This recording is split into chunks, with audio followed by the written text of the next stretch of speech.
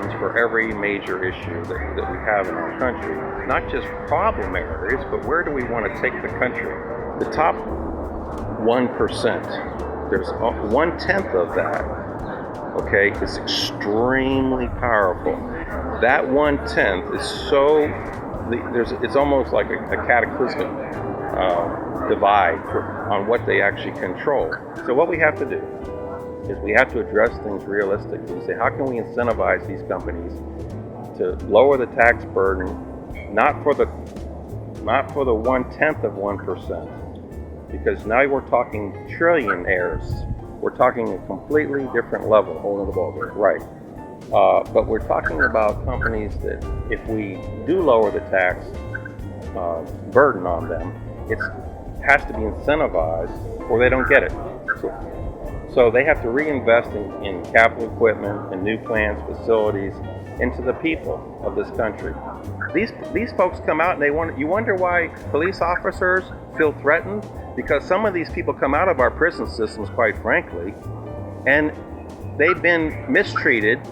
And again, we have to separate certain types of crimes. All right, but if you go in and you pay your debt to society and you come out more angry and you come out so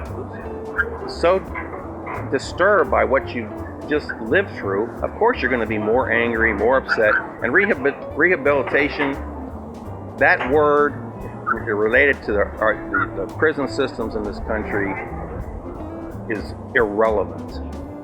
Okay, and I developed a program called STOP, which is the Strategic Terrorist Offensive Program. Now, STOP is designed to go after the problem in a collective manner, where you have a unified approach to where you have law enforcement. It's an elite program to where you get the best of law enforcement and the military and then global operations. And what you're doing is instead of talking to these nations and making glorious speeches, you're actually utilizing cooperative intelligence capabilities, okay, both within the United States and overseas, and you integrate that as a counterintelligence effort. I know a lot about this because I've worked on many programs, okay, but this has never been implemented before in the world. That's what we're going to do. That's what we would do. STOP is one of the most strategic solutions. It will protect our children right now and our country's future. One thing we have to do is ignite positive reinforcement right away from a leadership standpoint. We have to move in this direction right away.